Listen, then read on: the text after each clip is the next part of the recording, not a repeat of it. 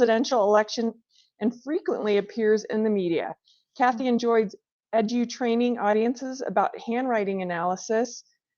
She resides in a rural area in Parker, surrounded by deer with her beloved companion, Cody Blue, a Shih Tzu Bichon mix, affectionately known as the teddy bear breed. Let's welcome Kathi McKnight. Thank you. Kathi did analyze my handwriting and was spot on me. It was scary, right? It was really scary. Good morning, everybody. I am so glad to be here. I don't get down to Cherry Creek very often as I live way out there, and I was glad to meet some of you beforehand. So I know a little bit about you. Who here has ever had their handwriting analyzed before? I have. Okay, and two more other people. That's so normal when I speak to groups. And so I'm going to just do a quick little check-in with you, really quick, because I have a jam-packed presentation for you today. And just really quick, what would you like to leave today? What would you like to get out today? Show a hand and just yell it out. What would you like to get out of it today? If you don't know, it's okay. If we see some type of handwriting, can we find out something about that person immediately? Yes, you can. Yes, you can. Yes. I'd like to know that, but make some complex signature. Oh, great. Okay. Should take notes on these comments. These are great. Power signatures. Okay, and one more. Yes. Can you change your signature? Well, you're just setting me up for my talk. Okay, let's dive in. Yes, you can change your signature. You can change your writing to change your life. A lot of people come to me because handwriting analysis, there's 5,000 things that it can tell. There's 4 major things that it does not. Speaking of which, I have handouts, and you can take notes, and you're all going to get to analyze your own handwriting today. Kathi, let me do that. Yes, if you could do Jerry that for can me do really it. quick. We can Because, pass it down. so on the notes, so there's 5,000 things that handwriting can reveal. It's an ancient science that's been around since the days of Aristotle, and it's been used in over 80% of the corporations in Europe for employment screening, and in many, many of the Fortune 500 companies. It's just a lot more hush-hush. And yes, a lot of people are worried about me because they know that schools are hardly teaching them anymore. I'm like, don't worry about me. There's still a generation out there who learned how to write. In fact, those of you, when you learned how to write in school, do you remember we all had to learn how to write exactly the same? And what would happen if we didn't? We got in big trouble. And those in some of the Catholic schools, by well-meaning nuns, some people in the audiences, they remember getting their knuckles wrapped if you did it wrong. So here's the interesting thing. Just as there's no two snowflakes alike and no two fingerprints alike, neither are there any two handwriting samples alike, even though we all learn how to write exactly the same. Now, why is that? Because what we write, let me give you the core secret of how it's so accurate. What we write comes from the conscious mind, but how we write comes from the subconscious mind. So your handwriting is a very authentic expression of yourself. Okay, let's see here. So before we start, before you learn anything, would you please write a sentence on there? And for this exercise, please do your best to write in cursive. I know some of you don't, some of you can't, but just do your best to eke out, she sells seashells by the seashore. Yes, I do. She sells seashells by the seashore. I hope these work. Okay. How you normally, well, this one I want you to write in cursive. Does anybody else need a pen? And then just for fun, which I don't normally do this, I hope one of these work. So put your signature, whatever's your normal signature underneath that. And then set that aside, we're going to come back to that. So as I was telling you, I'll give you a chance to write that. We're going to come right to that. And then put your signature. Um, okay, everybody got that done? So it's interesting because when anybody finds out that I analyze handwriting, I get one of two responses. And I've been doing this a long time. For example, if I'm sitting on a plane and I'm sitting next to somebody or I'm at a party, and it comes out when I do get one of two responses. It's either do my handwriting, or they recoil in fear, afraid that I will find out that they are the one and only bona fide psycho killer in the room. Did they have that fear today? You're normal. I have seen a few psycho killers, but usually not in my audiences, so no worries. So there's 5,000 things it tells us, 4 things it does not. It does not predict the future. It does not tell, you can write these down for yourself if you want. It does not tell the age of the writer. Believe me, I have analyzed 100-year-olds and 20-year-olds, and it's flip-flop of what you think it might be. Everybody's different. It does not tell the sex of the writer, and that surprises a lot of people. It doesn't tell if they're male or female, and the last one surprises everybody. It doesn't tell if they're left-handed or right-handed, because there are just about as many left-handed people who write with a right slant, you're right this way, as there are left-handed people, well, right-handed people that write with the left slant. The reason is because handwriting is actually very nice. So if you were to put a pen in your teeth and practice your own signature for 2 years, your handwriting, your signature would look exactly as it is today. So I can analyze somebody whether they have a pen in their teeth, between their fingers, their toes, a paraplegic, or anything else, because it's brain writing. It starts out with the nerve impulse of the brain, which travels down the neck and the arm and the hand and the wrist and the hand and the fingers, which is holding the pen, and that splashes ink onto the paper, revealing so many things about yourself, your gifts, your superpowers, your challenges. Again, what we write comes from the conscious, how we write comes from the subconscious. Now, like I said, it's been around since the days of Aristotle, and it's used in many of the courts. This is not forensics. This tells you about the person, Okay, so it was asked of me how I got into this. So when I was a little girl, I had an incredible dad. He exposed me to many wonderful things, only one of which was handwriting analysis.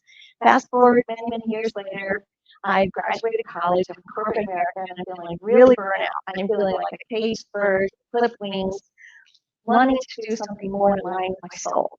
And so it was a Sunday afternoon, and I'm flipping through a college catalog, thinking of reinventing myself, and I come across a class on handwriting analysis. And I thought, okay, I'm going to do that.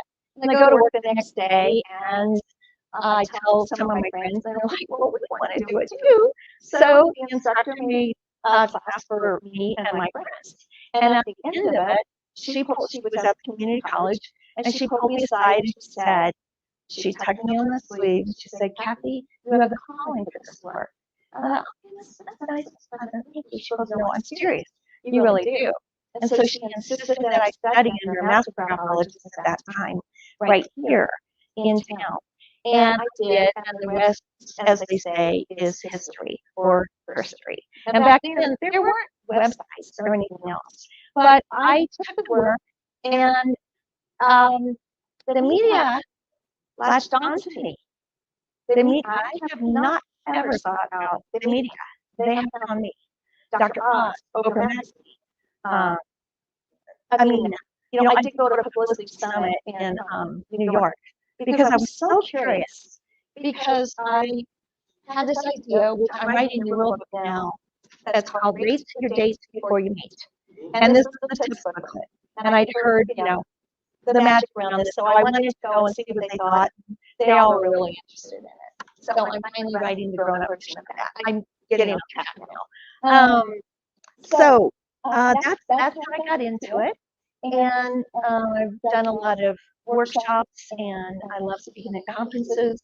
And there's people that have found more ways to use the subject than I could ever come up with. I think that is really interesting. But when we look at handwriting, what we look at are we look at, first of all, is it legible? Is it illegible? Is the writing cast soft pressure, medium pressure, or heavy pressure? Okay, when the producer, Dr. Oz, called me, which my jaw dropped on the floor when it happened, they were asking me questions, and they said, "What's it mean when you write so heavy that the page curls?" And I was a massage therapist too, Kathy, because lots of saying that you did too, interesting with the same name. And I said, "It's time for them to get a massage." And they laughed, they put me on the show. And we write with an incredibly intense pressure. It means you are intense. The nice word is to say you're passionate. The accuracy is you're intense. You are extremely passionate and intense, whether you're cooking, arguing, decorating, going for a walk with your dog. Okay, building very strongly. Conversely, when people have very light pressure, they feel it's just as strongly, it's just they don't let it affect them. They let things roll off their back like a duck with water. And they can move from place to place. So realtors, it's good to know that. You come across somebody who's very like handwriting. You know, they're pretty easy about moving. Okay, so there's, I will digress just a little bit here. Now, I know that there are frequently asked questions like, like,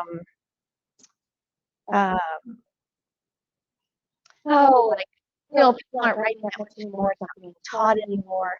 But there is a campaign called Campaign for Cursive that's getting things started back in the schools again, very fortunately.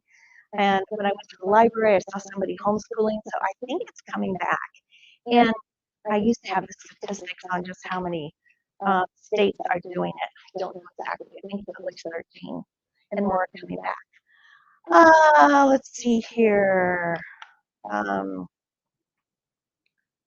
Okay, so as I mentioned, we look at the upper loops and lower loops, the pressure, the slant, the size, the spacing within the word, the spacing between the words, the spacing between the sentences. Margins tell a whole story, where the I's are dotted, where the T's are crossed. So you can tell there's a lot of individual things, and then staff traits, one upon another. So it tells this whole boy's story, like another language. And somebody brought up a signature. The signature is an entity all by itself. You think about it, when we write our name, it's a personal expression of who we are, right? So the interesting thing is what shows up in the signature, your signature, carries 3 to 5 times the weight of importance compared to what shows up in the rest of other handwriting. Now, I never analyzed somebody just by their signature alone, but what shows up really packs a punch. So there was a story about, I've been doing this for quite a while, and people knew about me a little bit. And I'm at a barbecue on the weekend, on the Sunday afternoon, and there is a woman I know, she's an artist, and she was apparently getting ready to have her artwork displayed in an art gallery in New York for the first time, and she was signing her paintings, and she was obsessed with hunting me down. She wanted to find out how she should sign her paintings, because she knew that, whenever you look at handwriting, even body language, you get so much more off of it, right? I mean, you know what I'm talking about. So anyway, she hunted me down to this barbecue and insisted that I help her rewrite her signature, and so in a very healthy way that would exude prosperity and everything else. And then shortly after that, I got contacted by the Denver Art Museum, and they wanted me to pick out my favorite artists in 3 galleries and give a walking tour and analyze their signatures, and then they hired me to do mini analyses for everybody who came. So I thought, I need to create a session just for the signature alone. So I created a $1 million signature makeover session and package for that. Because with brainwriting and handwriting and graphic therapy, that's the change of writing to change your life. So I think so many people know about the neural pathways in the brain these days. It's almost like a buzzword. And so when you change your handwriting strategically over 21 days, specifically and consistently, you create new neural pathways in the brain. So we all have good and ungood in our handwriting. Wrote a book about that. We all have good and ungood in our handwriting. Okay, and it's just when we look at it, we say, do some of these strokes still serve us? What we write comes from the conscious, how we write comes from the subconscious. So, let's see here. So, I want to keep on track here. Before I move to the next section, does anybody have a question? Yes, question. I notice a difference with pens on how I write. Are you going to address that, or do you talk about that? Like today, I've got a really good pen. Amy almost borrowed it, but I'm like, oh, Love it. that is a good pen. Like Love it's a good pen. medium point. Like we all have our different Nice. preferences, right? Yes. From the graphologist's point of view, the course strokes don't change. From the layman's point of view, yes, your handwriting will be different if you're writing out your grocery list and you're in a hurry and you're writing it in a car versus if you're hand addressing wedding invitations. However, course strokes pretty much stay the same. Now, some people come to me and, I can tell they've had a hell of a lot of stress in their life. So that would show. And with that being said, your handwriting is never exactly the same every time you write it. There's always slight differences, which is so interesting. Yes. So have you ever looked like at the Declaration of Independence and looked at all the founders? Of course. Yeah. You bet. All right. And every January, I give a thing about John Hancock's handwriting. He's a favorite for all of us graphologists because he was the first one to sign, and he wrote very large and very flamboyantly. And those people who signed the Declaration of Independence, they were putting their life on the line. If it went south, they were all being hanged. So he was bold, he was the largest, he was most flamboyant, and he said he wanted to make sure that the bad king could read it even without his spectacles. So yeah, so we coined the National Handwriting Analysis Day and week around John Hancock's birthday. Thank you for that question. Yes.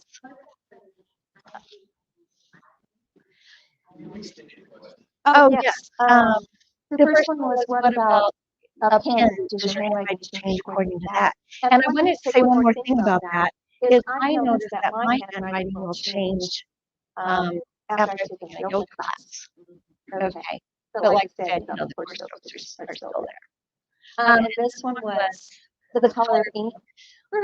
I mean, that can be a whole other, it can be married with color therapy without question. It can be. I've had companies hire me to analyze the fonts that they're using in their graphic design. And I'm like, what? But then I did it. It's like, you tell a lot because you're choosing a certain font that expresses. I will say this, when people use a writing utensil that's very dark and very heavy, they are picking something that can express something that they're not able or willing to express themselves yet. That speaks to more of the pressure versus lights. So, yes, so much we can get into it. Yes. You're what? Yeah. Mm-hmm. That's interesting. We get that a lot. A little bit, yeah, a little bit. It means extreme independence. It means that you don't really get to know who they are. Okay. And unless you're really divided in, there's here's the thing. This is the best way to explain that. It's called block printing. So when we write in cursive, every letter is connected, right? And so it's a lot of relationship. When you only print all the time, each letter stands alone as an independent little island. So there's a sweeping generalization about printers. It's sort of a good news, bad news thing. Printers are extremely intelligent and very quick anticipatory reactions. My teacher used to say, think of Bond, James Bond. And the third thing is, it's a little harder to get to know them intimately. Okay, there's a little bit of separation and independence and a stepping back. When it's block printing, that's magnified even more. Now, How many of you combine script or cursive with printing? A lot of you. So a lot of people like you are drawn to hear talk like this because when you combine printing and script, it shows a lot of intuition, a good sixth sense. Alrighty then. Yes.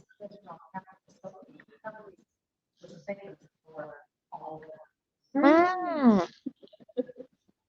Yes. That's lawyer or warrior? Peaceful warrior. Well, typically, when we write in all lowercase, especially the personal pronoun I, usually that shows a humble and reduced sense of self and self-importance. But I would need to see, the rest of the handwriting. There's so many things, so we stack all of it. Because other things in the handwriting will either enhance that principle or begin to pull away from that principle. Let's see here.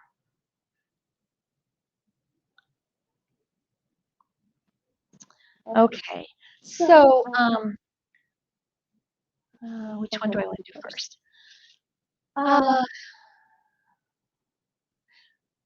Let's go ahead and bring up two volunteers. Two brave. Okay, raise your hand first. And yes, come on up. Let's give them a hand. There you go. All right. Come on up. Come on down. The price is right. And just go ahead and sign your name right up here. I'll hold this to make sure. And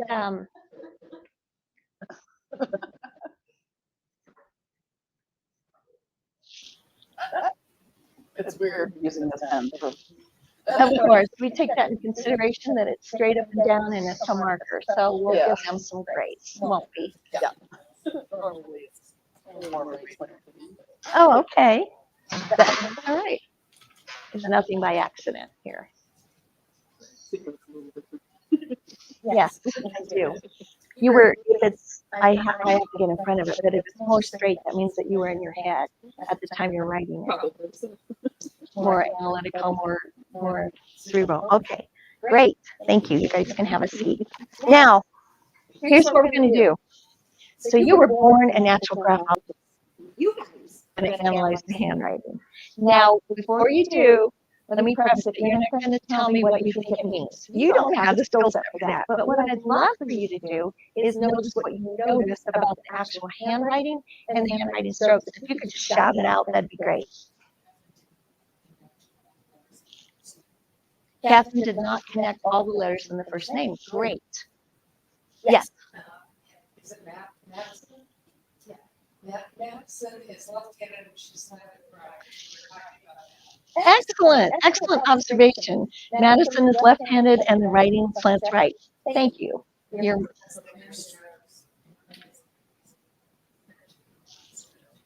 Yes, or Emma's print, not script. Great. Anybody? Catherine looks like the print cursive you learned. Yes, that we learned growing up. Excellent. Very good job. The M and the G in this name is larger. Okay, that's good. So I'm not going to get very much into analyzing this right now because sometimes it can get really personal, but I am going to tell you some basic principles. In a signature, anytime that the first initial of the name is larger than the rest of the signature or the name, that's actually a positive thing to have. It means a strong sense of self. I've heard it called a strong ego, which can have a negative connotation. But you need to have a strong ego and strong sense of self in order to be successful in business, don't you? So we have that. Notice that this one has our middle initial and this one does not. So there are 6 styles of signatures that have nothing to do with the handwriting, which I have a handout on that at home. And when there is a middle initial, these are people who will adhere by social mores, okay? They're going to adhere to the convention and things like that. When it's the first name and the last name only, these are people who are slightly more independent, slightly more outspoken, a little bit more a little bit more, well, we'd have to look at other handwriting to see if it was rebellious or not, but stand out on their own. Now, notice Madison has a very far right slant. So in your own handwriting, if your slant, the farther it slants to the right, the more extroverted you are, and mostly the more heart-centered you are. Your heart over head. You make your most important decisions from your heart instead of your head. Usually, you're very sentimental. Friends and family mean the world to you. And typically, people who have a far right slant, they can be impulsive, but the highs have been high and the lows have been low. Now, with people who write straight up and down, completely vertical, sometimes we eyeball handwriting. It looks like it's straight up and down, but when you measure it, there's a little bit of a slant to it. And I'm not going to get too deep because we don't have that much time today. But when it's absolutely straight up and down, vertical, these are people who are head over heart. They are cerebral, they are practical, they make good managers, they're logical, they're far-minded, and if you want to win an argument with them, do not bring your tears. They do not like drama. Bring spreadsheets, facts, and calculations. And also, they're an introvert. People who write with a far left slant, these are people who are withdrawn, actually.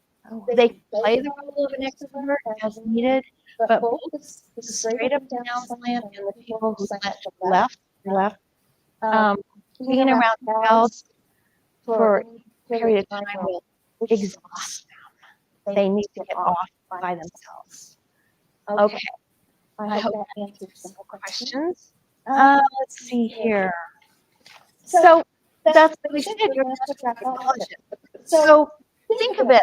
Haven't we all seen beautiful handwriting before? And we think, oh, this must be somebody's really got their act together. They're probably eloquent and artistic and it's beautiful. And then we've all seen chicken sketchings. Perhaps you know them intimately, right?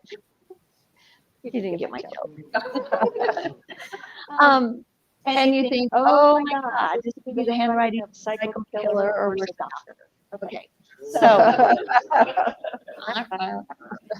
So yeah, you were born a natural graphologist. And yet, if you saw Mother Teresa's handwriting, you would be appalled as to what it really means. But she found a way to channel her things, demons, issues, whatever, into yes, you had a question? I was just saying, so slanted one way or the other, does that dictate differently if it's in a different direction, or if it's just slanted to that? Say that again?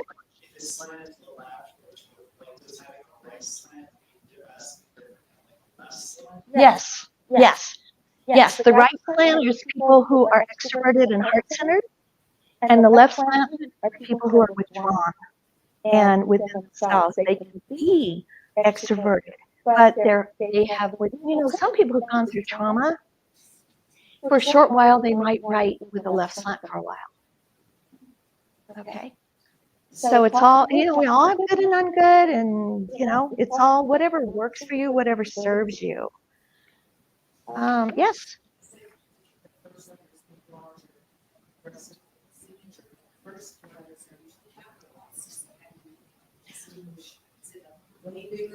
Way bigger. Yes. The question was, you make a good point, and I will definitely address that. She brought up that the first letter of a name is capitalized, so naturally it would be larger. But there's 3 zones in handwriting. There's upper, middle, and lower. And so, for example, let's take the name. I want to say Alan. And let's apply this principle. Use the black.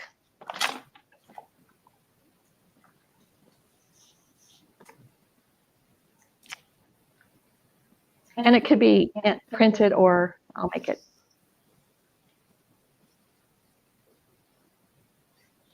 That's what I'm talking about. Compared. Now, if it was the same style as here, it would be, well, let's do this.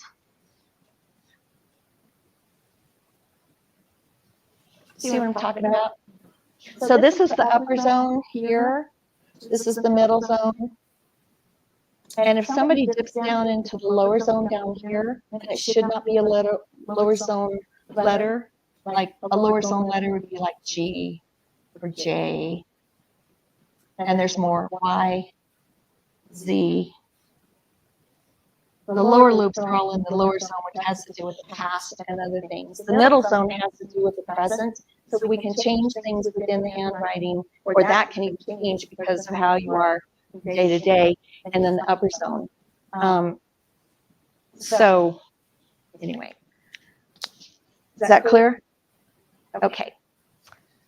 So for the sake of time, let me tell you a couple stories, and then how would you like to see what your handwriting says? Okay, so somebody asked me, have I ever seen any dangerous handwriting? I say, yes, I have. So I was doing a black tie auction once, and I was hired just to do quick mini analyses, and it was black tie, tuxedo, the whole 9 yards. And so I was just telling quick things that I see. I had a lot of experience doing that. And somebody came across my table, and I mean, their handwriting looked to me like it was a smoking gun, like literally, like almost see the gunpowder off of it. And I tell the truth every time, but I thought, they're not paying me enough to deal with this one. And it's like, I'm just going to get him on his way. I don't want to even do that. So I just say some generalities. And at the end of it, he says, let me ask you something. He says, do you see anything in my handwriting that says that I could hurt somebody? And I didn't skip a beat. I said, yes, I do. Why? He said, because last week I shot somebody. And again, I'm very practical because I'd been hired to do a murder trial, and I took shortly before that. And I just said, did you kill him? I already knew. Handwriting already told me. And he started to say yes, and then he said no. And then the answer is a little bit anticlimactic, but still. He was a guard at a gun show, and there was another guard there. And a couple of guys broke in with guns and started shooting at the gun show, and they shot back. And one of the guards' bullets killed one of them, but they don't know which guard's bullet killed them. So it was interesting because I was still pretty young in my career, and it would have been really interesting to see his handwriting before that event, to see if the remnants of the violence was there before this event and he found a job where he could act out on it, or if it provoked what was in the handwriting. So handwriting never lies. Okay? So one other quick story. One of the, well, the first event I ever did after I was certified, I actually worked down at the Gaylord State Festival. So funny to tell you guys, you know exactly where that is. So I speak all over the world, and they don't know where that is. And this gal, I'll never forget her as long as I lived. She's probably about 14 years old. She had brown hair, and she writes, and in her handwriting was the letter T. Now it had a loop in it. So whenever we have loops in our letter T's, that means we're a little bit sensitive to criticism. And when it's there all the time, and the bigger the loop, the bigger the meaning. So I'm new with what I'm doing, and I say, oh, you're sensitive to criticism. She says, I am not. So it's a study of human nature, too. Okay, so one more story, and then we're going to get down to your handwriting, because you're the most important people in the world. Let's see. Oh, yeah, I was speaking on a cruise. It was my first time on a cruise, my first time to Hawaii, and my first time to speak on a cruise. And so there were people who hired me for sessions throughout after I was speaking. And this lady was Swedish. Now, she was very strong, had masculine energy to her. She was pretty tall, really tall, dressed impeccably, very confident. So I see her handwriting. Now, here's the thing. Whenever I do 5,000 things it reveals, whenever I do somebody's handwriting, there's always 2 to 3 things that jump off the page and smack me in the face. And that's how I know that's where we're to start, because that's the most important. So what I noticed on hers all through her handwriting, which was cursive, is her S's were open at the bottom, right here. So when we have, and for this to apply, it needs to be over 50% of S's that are open at the bottom. When this happens, it means that we are giving our power away to something outside of ourselves. We're saying yes when we really want to say no, or we're saying no when we really want to say yes. And so I brought that up to her, and she said, excuse me. I said, I brought up to her what it means, and she says, no, you're so mistaken. No, my friends would totally disagree with you. That's not me at all. I said, all righty then. So we kept going, and this thing is still like vibrating off the paper to me. And I just finally said, hold the boat here. I said, what's going on? And she said, well, if you must know, she was Swedish. So she had an accent. She said, I am a compulsive gambler. And she says, I fly from Sweden to Las Vegas, not just every month, but several times a month. And she goes, I'm scared to death for my marriage, for everything.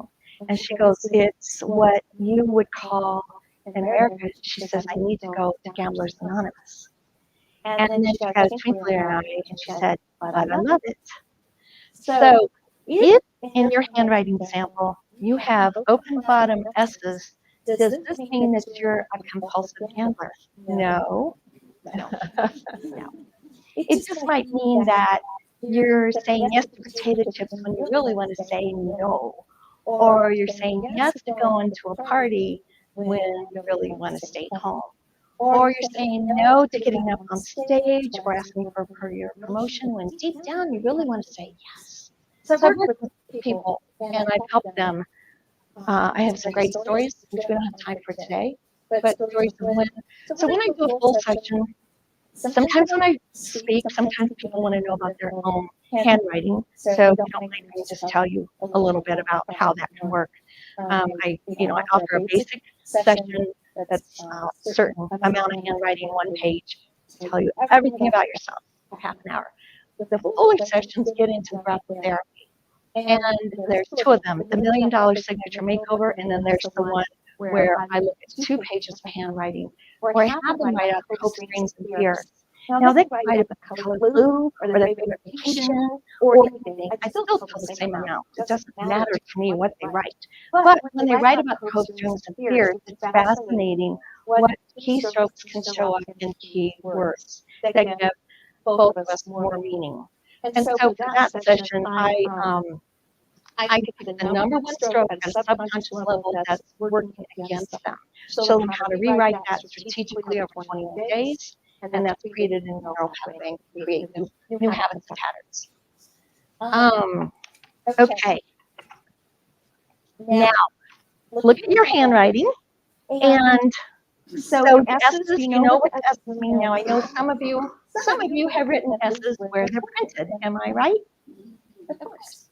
And then some of you, so that just means that it doesn't have a strong meaning, but there is a literary interest in there, a type of a literary interest, and it brings a little extra creativity to every day.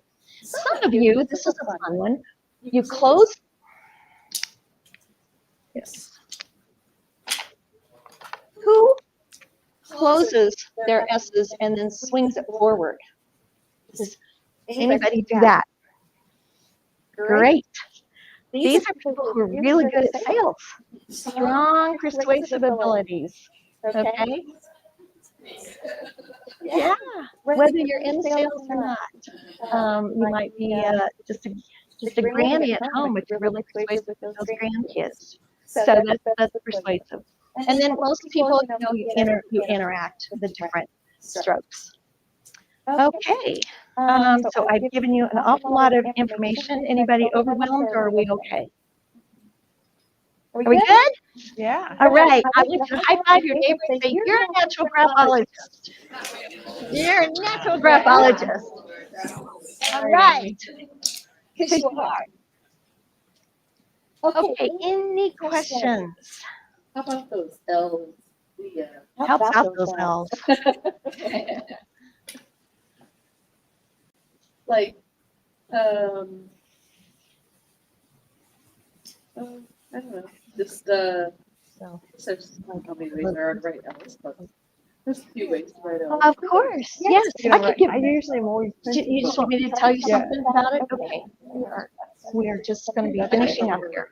Close on time. Thought we had to do. No, that's okay. We got time for it. Just, You can't. Lots of L's, cells and shells. well, I can tell you about every letter. I had to pick one letter, Sure. so I picked S's. Yeah. She sells seashells by the seashore, had a lot of S's. Yeah. So really quick, Mine I can does tell you that about the too. L's. If you Mine have does loops in your cursive letter L's, that's a really great thing. It means you have lots of hopes and dreams about the future. Okay? When, if your L is completely closed, I'm gonna stop and tell you, stop listening to the news. Stop believing everything that you hear. That has to do with think and think. Like, don't believe everything you think. That's like your hopes and dreams have been squelched out. So when L's are open, you be like blowing a balloon, that's where hopes and dreams are. Like we came in with. Good thing you remember. Excellent. And then of course, we look at the pressure and when Dr. Oz had me on the show, they wanted me to talk about the subject of help in handwriting. And so there's things like if within one letter you go dark and then light and dark, that can reveal sometimes blood pressure issues.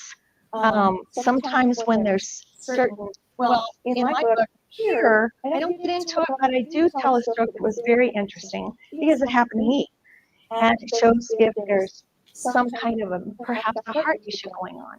Your handwriting can reveal it long before it would show up on tests. So it can be a warning to like say, hey, let's just check this out. Maybe check your cholesterol.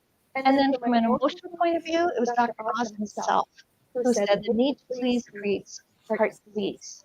So, people pleasers sometimes get that too. So that's in my book as well. And there's a couple of good jokes in here too.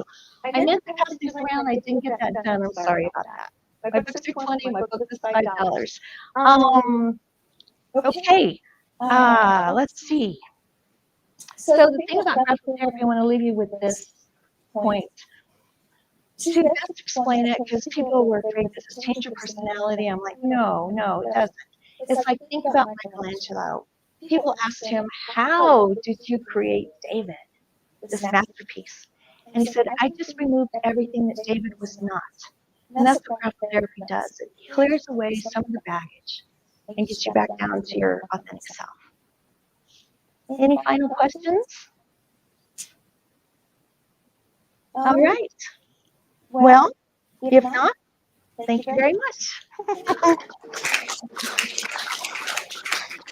And how do we contact you? Oh,